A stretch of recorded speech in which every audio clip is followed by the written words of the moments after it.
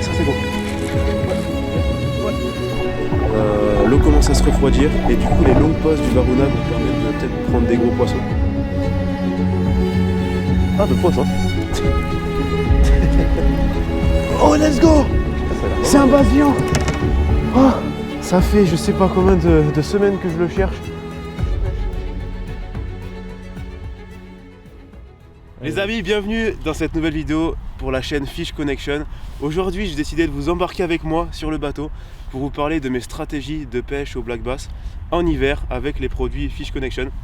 Alors moi, j'adore la pêche du bass en hiver parce que c'est vrai que c'est une saison difficile.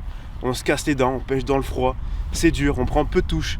Mais avec le froid de l'eau, des fois on a des gros poissons actifs et c'est vrai que c'est quand même une période clé pour décider des gros poissons. Quand on a une touche, souvent, c'est pas pour rien.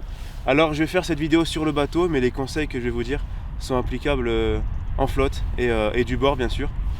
Alors moi, j'ai souvent la même logique, la même stratégie. J'utilise trois types de leurres. D'abord des leurres de prospection. Le but ça va être de battre du terrain et de trouver une zone où on a plusieurs touches et où on sait qu'il y a du poisson pour ensuite affiner la pêche entre guillemets et passer sur des pêches plus lentes pour essayer de faire plus de touches. Alors pour ces pêches de prospection, moi j'utilise différents produits Fish Connection, mais principalement trois produits. Tout d'abord le jackhammer de la marque Evergreen. J'aime bien mettre un petit trailer derrière pour rajouter un petit peu de volume et puis ralentir un petit peu la nage du chatter. Là ici c'est le dolly stick. Voilà, ça va faire beaucoup de vibrations, attirer le poisson de loin, c'est le but des leurres de prospection. Quand l'eau est trouble, j'adore utiliser les spinners, c'est mon petit kiff à moi. Et si le ciel est un peu ombragé avec une eau sale, j'adore les coloris blancs. Donc ici, vous allez avoir le High Pitcher Max ou alors le High Pitcher de la marque OSP que j'adore utiliser avec des larges palettes qui vont attirer le poisson de loin aussi en faisant des gros éclats sous l'eau. Un leurre génial aussi pour prospecter. Et enfin, une animation en cranking pour prospecter avec le petit Blitz Max OSP qui va me permettre de pêcher plus creux et pêcher aussi assez lentement. Parce qu'en hiver évidemment, même là je parle de pêche de prospection, mais ça reste des pêches assez lentes. On va animer beaucoup plus lentement que sur le reste de la saison puisque l'eau est froide et les poissons vont avoir du mal à se déplacer. Pour ces pêches de prospection, on va favoriser évidemment les tombants rocheux qui vont garder la chaleur du soleil ou alors les pointes rocheuses. Toutes les petites zones comme ça qui se démarquent un petit peu du reste du biotope. Voilà, c'est là où on va fixer notre pêche. C'est parti, on va commencer à prospecter. Je vous emmène avec moi sur un petit tombant rocher. On va se faire un petit kiff là. On va prospecter avec les trois leurres que je vous ai montré. Et après, je vous parlerai de la suite de la stratégie. C'est parti.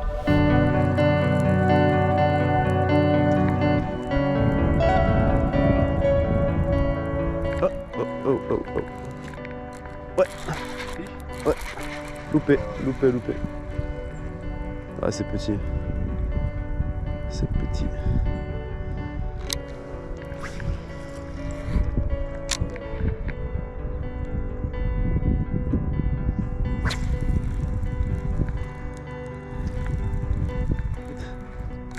Ouais, oh, ça c'est beau. Ouais, ça c'est vraiment beau.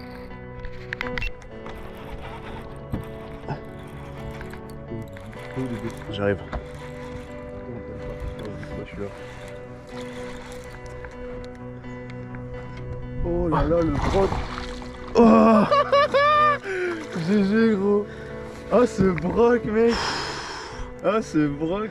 Oh ça fait plaisir. On est sur un premier poisson avec l'ami Jonathan. Beau brochet, tu penses ça fait combien?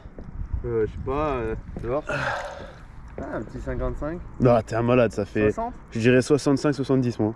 Ah ouais, plus comme ça? Ouais. Au petit jackhammer, c'est un chatter. En fait, il a une particularité, c'est que la palette, elle est noire. C'est quelque chose qu'on n'a pas l'habitude de voir.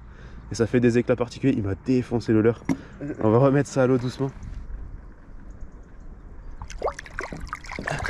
Incroyable. Yes. Vous avez vu là la prise d'un petit brochet sur le chatter, mais la logique reste la même pour le bass. Maintenant, si on a pris plusieurs touches sur un endroit, ou alors on sait qu'il y a du poisson, ou on est sur une zone particulièrement propice, on peut passer sur une pêche plus lente. Et avec un leurre qui est pour moi le leurre à basse par excellence en hiver, c'est le jerkbait. Chez OSP, on a la famille des Rudra, Varuna et Azura. Le Rudra 13 cm, Varuna 11 cm et le Azura en 9 cm. Vous allez choisir la taille de votre leurre bien sûr par rapport au poisson que vous visez. Moi j'adore utiliser le Rudra en hiver pour essayer de sélectionner les gros poissons. C'est des leurres géniaux avec des billes à l'intérieur qui ont un transfert de masse à l'intérieur, ça va vous permettre de lancer très loin.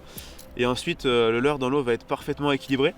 Il est suspending, c'est-à-dire que quand vous allez faire la pose, il va rester exactement à la même couche d'eau que là où vous l'avez laissé. Et donc en hiver c'est intéressant, pourquoi? Parce que ça va permettre aux poissons d'avoir le temps de venir se saisir du leurre. Et c'est un avantage énorme dans l'eau froide. Pour l'animation c'est super simple, vous avez juste à lancer votre leurre en bordure, comme ça, hop. Et là, moi ce que je fais c'est que je mouline un petit peu pour le faire couler. Et j'imprime des jerks, comme ça en fait, je donne des petits coups secs. Et j'attends. Là j'attends 3 secondes, mais en hiver quand l'eau est à 6 degrés, quand elle est très froide, ça peut m'arriver d'attendre même, ça m'est déjà arrivé d'attendre jusqu'à 10 secondes et de prendre des touches après. C'est super long et ça demande une habitude, un travail, mais c'est vrai que des fois il n'y a que ça qui fait la différence et il n'y a que sur ce genre de leurre qu'on peut arriver à faire ce genre de choses. C'est pour ça qu'il est hyper intéressant. Je peux vous renvoyer sur la vidéo que j'ai déjà tournée pour la chaîne Fish Connection dédiée à ces leurres là.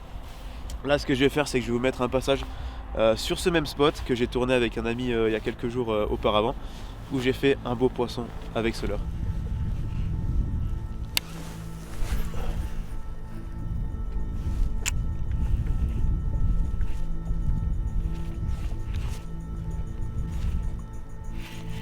Ah bah poisson.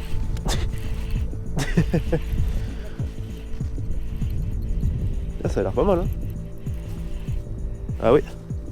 Là on est sur un beau poisson. Ah non c'est pas énorme. C'est pas énorme. Il y a les gaz.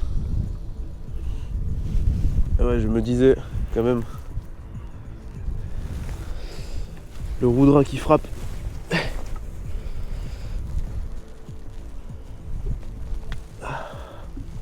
C'est bon ça. Et en fait je l'ai ferré et j'ai pas réalisé que je l'avais.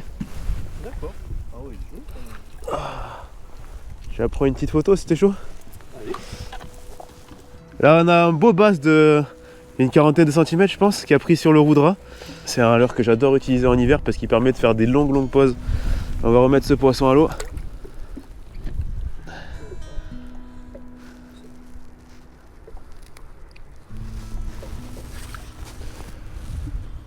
Alors pour toutes les techniques que je vous ai parlé précédemment, que ce soit la pêche de prospection avec chatter ou alors la pêche un petit peu moins rapide avec le jerk, j'utilise le même ensemble que j'adore vraiment. C'est la canne Evergreen Phase The Explorer.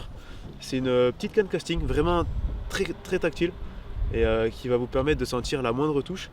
Dessus j'ai un petit moulinet ZPI Alcance. Génial, c'est fluide, ça lance même face au vent nickel, ça lance loin et j'ai un fluoro spoolable, ce qu'on appelle, c'est un fluoro pour mettre en full fluoro, pour garnir le moulinet de la marque Toreil. Ça permet d'amortir les chocs, c'est génial. En fait, par exemple, quand je pêche au shatter ou au crank, ça fait beaucoup de chocs, de vibrations dans la canne. Et ce petit fluoro permet de super bien sentir les touches, mais malgré tout d'amortir en fait les chocs désagréables que pourraient produire les leurres. Donc c'est vraiment un ensemble génial que je préconise pour ces pêches de prospection. Et voilà, là on va venir au dernier type de leurre. Si jamais j'ai trouvé vraiment une zone spécifique, là où j'ai localisé du poisson, eh bien je vais affiner ma pêche pour gratter, pour finalement finir par gratter. C'est ça un petit peu le but qu'on recherche finalement, c'est de trouver une zone où on est sûr qu'il y a du poisson et de pouvoir gratter pour enchaîner. Pour ça vous pouvez utiliser différents leurres, drop shot, micro jig, jig ou encore les petits worms. J'ai découvert il y a quelques temps le montage Inchwaki avec les têtes plombées Zapu que j'adore. Ça permet d'accentuer en fait la nage du worm à la descente. C'est magnifique pour gratter justement sur un endroit précis, animé en shaking avec dans le mou de la canne comme ça, c'est redoutable. Ou encore les petits C4 jig par exemple, micro jig. Faut pas hésiter à pêcher petit puisque dans ces cas là on sait où sont les poissons, on les a localisés, il n'y a plus qu'à réussir à les faire mordre. Donc faut pas hésiter à pêcher petit. Micro jig avec d'air d'olive shrimp. Ça c'est de la bombe atomique et ça permet justement de prendre ces poissons embusqués dans les rochers. Là ce que je vais faire, c'est que je vais vous montrer quelques passages que j'ai tournés dans ce cas là où j'avais localisé des poissons grâce au jerk et ensuite j'ai gratté sur le jig et j'ai réussi à réenchaîner des poissons et beaucoup de poissons. Donc voilà, je vais vous montrer ça et on se retrouve juste après.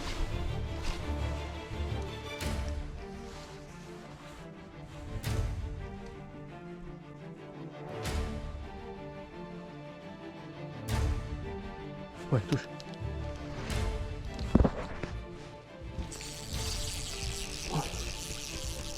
Au jig. Au jig.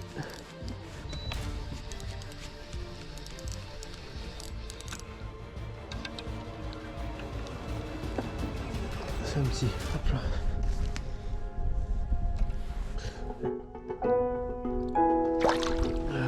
Yes. Ça c'est bon ça.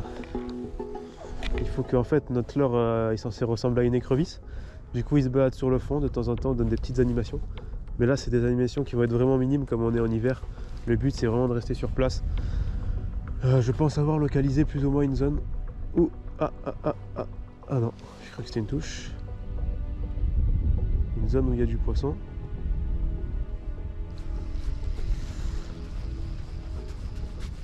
Donc on va prospecter gentiment.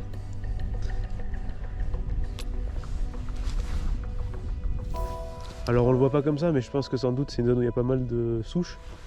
Ça expliquerait pourquoi il y a du poisson. C'est comme j'ai dit tout à l'heure, c'est vraiment en ce moment j'ai l'impression qu'ils sont vraiment localisés exclusivement dans les souches. Ouais. Ah oui, ça oui.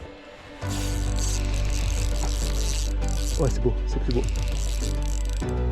Là on a un beau poisson. Là on a un poisson digne de ce nom.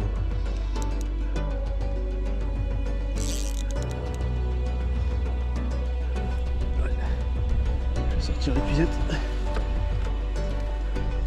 Là on a un gros bass. Je vais prendre mon temps.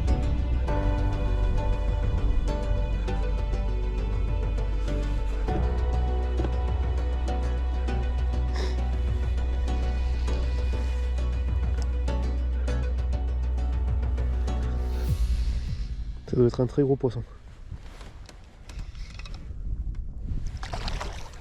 Ouais.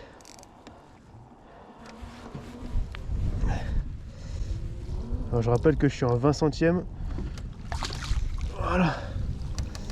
Là on a un beau bass.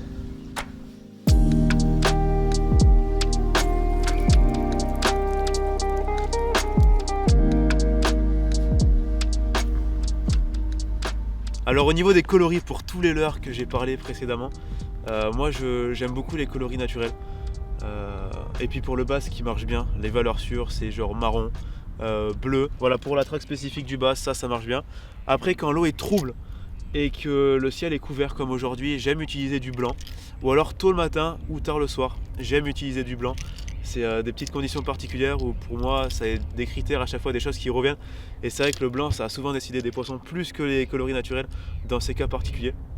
Après c'est des choses que je vous invite à retenir, des choses qui se sont passées au bord de l'eau pour vous et que vous pouvez remettre en pratique et voir si ça se vérifie une nouvelle fois. Voilà pour ma logique à moi, pour ce qui est de ma traque du bass. Alors c'est une logique, il y a des exceptions bien sûr. Par exemple des fois les poissons sont très actifs, ça arrive. Et dans ce cas-là, ça ne servira à rien d'affiner sur par exemple micro jig ou quelque chose comme ça. Ce sera beaucoup plus rentable de rester sur un crank par exemple parce que vous allez enchaîner des poissons. Mais ça vous allez vite vous en rendre compte. Vous allez prendre moins de touches en pêchant plus lentement. Le dernier petit leurre, un petit bonus on va dire, c'est le petit bijou. Je pense que c'est un de mes leurres préférés, voire mon leurre préféré. Le petit slide swimmer. Alors celui-ci, il rentre pas trop dans une des catégories précédentes. Ça pourrait être une prospection lente, mais en fait c'est plutôt pour la pêche des poissons records que j'utilise. Je cherche les gros poissons avec ce leurre. Il y a deux tailles. Il y a le 175 et le 250. Il est disponible en plein de coloris. Truite, ça voilà, c'est un coloris particulier. Tout noir, il est magnifique, regardez ça. C'est des leurres qui sont splendides. Et puis je l'ai encore en truite. Il m'arrive de les plomber en tête, même si je le fais très rarement pour prospecter plus profond. Mais voilà, ces leurres sont vraiment destinés à la traque des gros poissons. Ça va vous permettre de prospecter lentement, de déplacer beaucoup d'eau et de faire monter et de faire se déplacer les basses records. J'ai fait des beaux poissons avec et je vais vous mettre les images maintenant.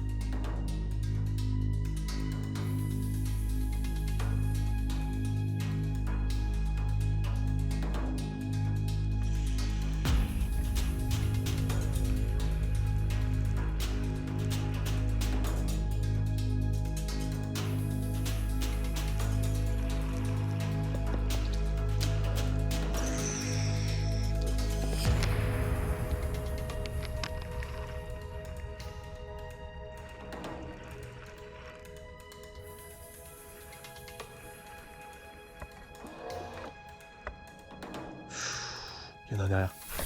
Ouais. Ça y est. Oh, l'action de dingue.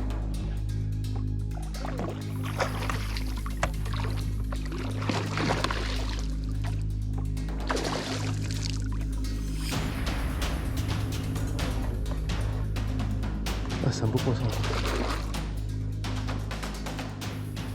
Je m'écarte. Je m'écarte. La puisette, la puisette. Oh, il a pris à vue le truc. Yes.